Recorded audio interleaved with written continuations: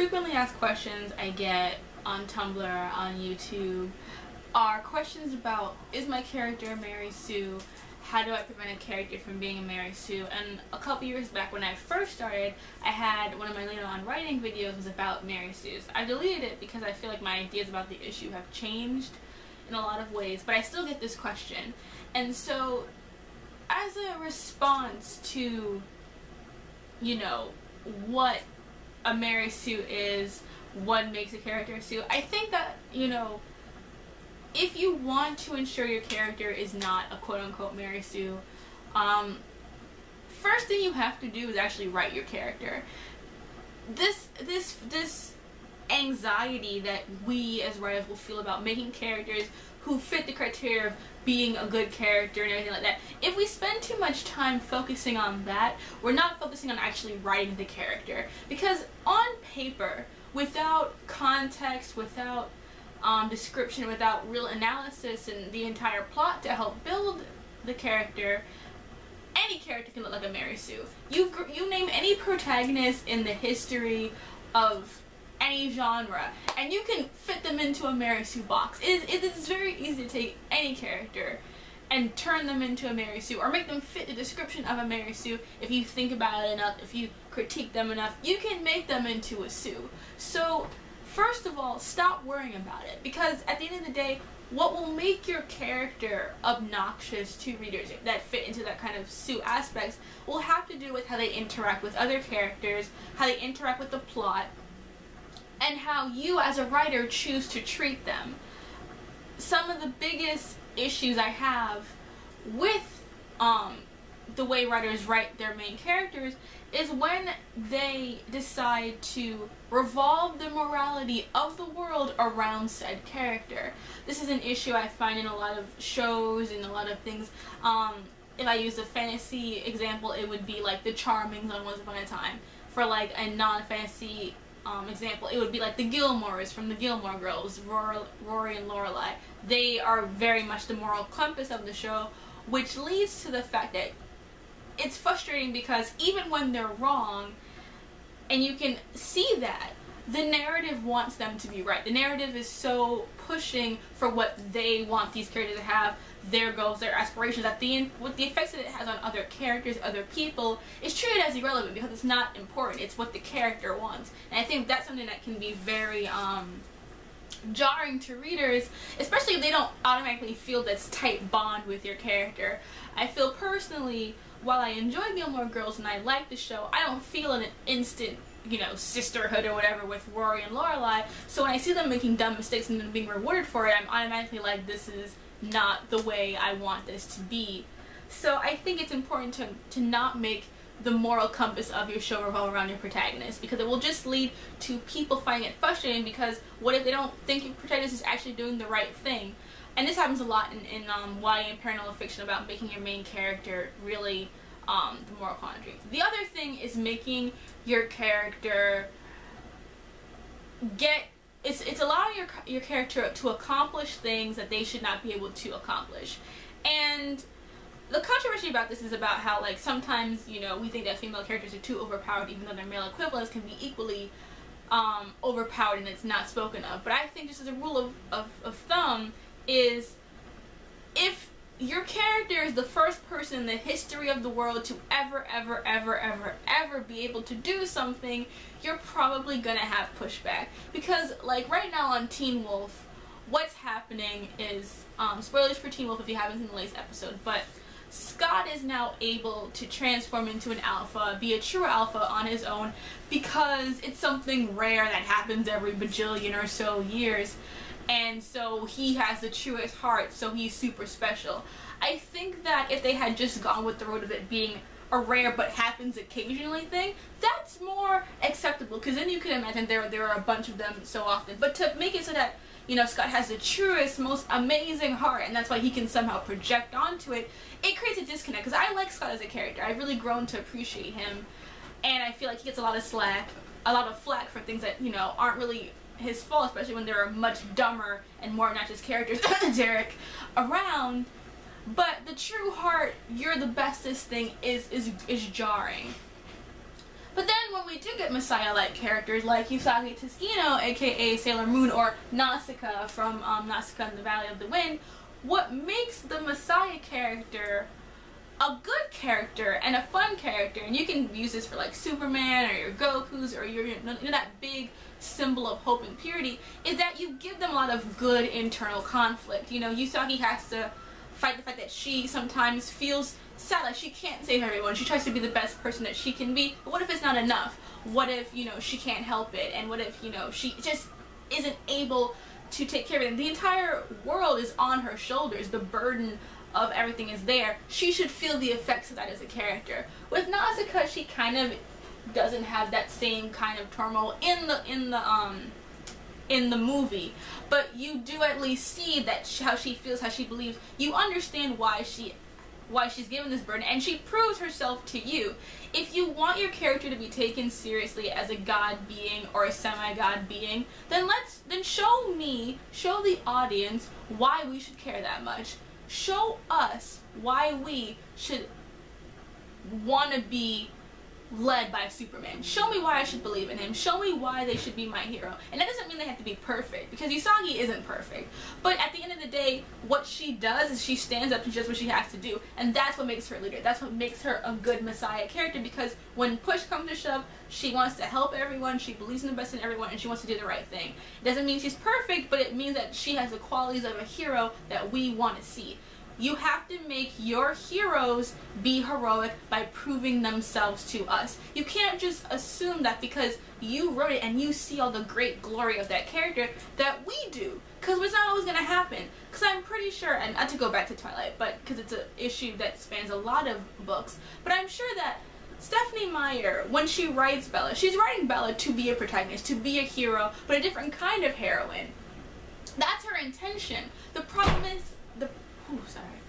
that's her intention, is to make her be seen as the heroine.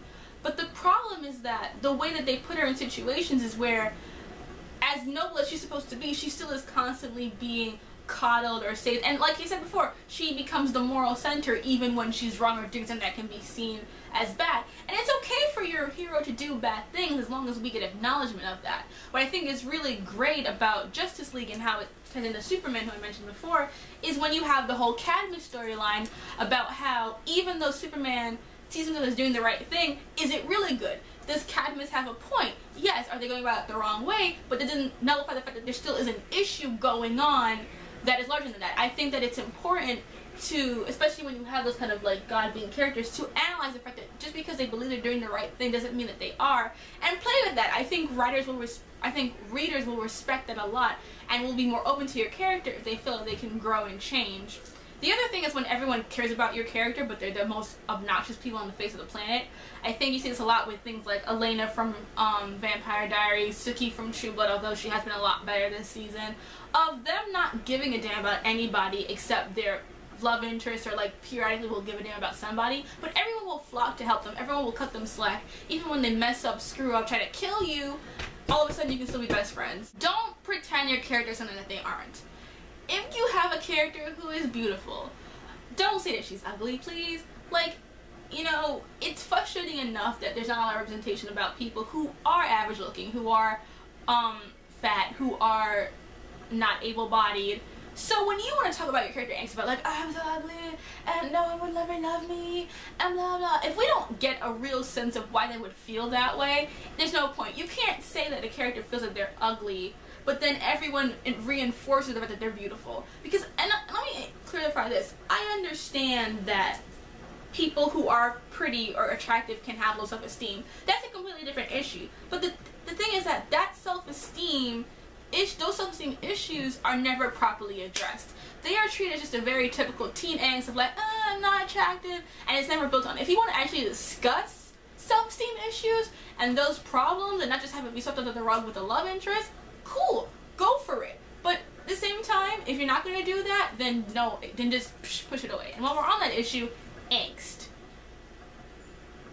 Angst can work so many ways, because there are legitimate reasons for characters to have angst. When someone they love dies, angst is appropriate. When they fail something that they really wanted to do, angst is appropriate.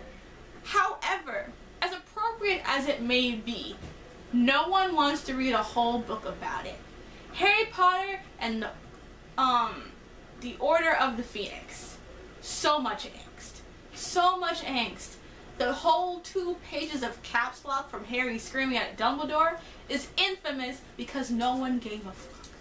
No one, like, we love Harry. We have seen him struggle. We understand his frustrations. We get that he is angry and confused, and yeah, that's great. But then when he goes into this whole, but then he's like, it drags on the whole book. He's just bitching the whole time. He's cruel to everyone and mean and horrible to everyone, to the point where it's like, okay, Harry, we understand that you are struggling, this is hard for you, but you are making me want to just punch you in the face. Recognize that while we understand your character will go through moments where they're not going to be happy, honky-dory, we have to be there the whole time, and we have to read, especially if it's like first person or like third person limited, and I don't want to read like 1,000 pages of this person just being upset at the world. I don't want that. No one does. And it's frustrating because, you know, you want to display genuine emotion, but still, you can't be pissed off the entire year. This is my problem with Batman. Batman will not have to do anything and still get the right answer. Like, I know he's supposed to be the world's greatest detective. I got that. I know that. But in some incarnations, he has to do literally just look at something and be like, oh, I got it. Like, are you, like, what? Even Columbo needs more than one clue. You know, even Sherlock Holmes needs more than one clue. You have to understand that, like, if your whole, and I think that's an issue that I have with Batman in general, is because everyone goes like, he's so much more relatable than Superman. Superman's just like a god being, he's this and that, but it's like, but Batman can literally look at something and be like, I got it all right now. It's like, how, if he's supposed to be relatable and human in some element, then you can't make him be able to deduce highly complicated things and plan for like 25 billion things in advance just cause he's Batman. That's not an excuse. I mean, Superman has his limitations, and although people just do the kryptonite thing because it's easy, that's a writing flaw. There are other things with Superman that they can do. But with Batman, it has become the norm for him to do no detective work, for him to be able to do things that are completely improbable, but be excused because he's Batman. And this happens constantly, and to some people they can swallow that because they accept it because he's Batman and they just want him to be the best at everything. But for me, it makes me kind of not enjoy watching him do his thing, because I think it's great to see him actually be clever and deduce things. Because if we're trying to do this whole thing of like supposed to be detective, it's good to see male characters use their intellect to do things and not just have to punch their way through. Because the whole thing about Superman and Batman is supposed to be like, Superman's dumb and Batman's smart. Then have Batman actually be smart. So prove their skills. If your character is intelligent, let them do intelligent. Let them actually think about things, not just stumble into everything like, oh my god, there's a secret tunnel that I just happened to follow my way into. Or have everything handed to them and like they had a weird, ominous journey. They're like, I put it all together because I'm brilliant. Because that's just cheap. And the other thing is, like, it's this very careful balance. And I think that depending on how you write your narrative, it can work better. If you are doing first person and the character can only know a certain amount of things, it can be aggravating if the clues are like right in front of their face, but they don't see it. And they're supposed to be smart. And I think it's especially when you have like immortal creatures. Like, I read Georgina Kincaid and I'm currently going through the series, and it's like, the clue will be right there. I'd be like, Georgina, just right there. Clue's right there, but she can't see it, and it's because of the POV is limiting. Like Hunger Games, you can tell certain things are gonna happen because even though Katniss doesn't get it because you're in her head, you as a reader are like, Katniss, girl, what are you doing? Brain, use it. And I think that you have to understand the limitations of certain POVs and recognize how those limitations can affect the way people view your characters. We worry so much about it when the idea isn't to like, are they too perfect? It's like, how are you writing them and how do they interact with the world around them? Because that, more than their skill set, more than their powers, more than their name, will make them a Sue. If you give me a character who everyone loves, they're a horrible person anyway, they can do all these amazing things, they feel no conflict about them, I will dislike them.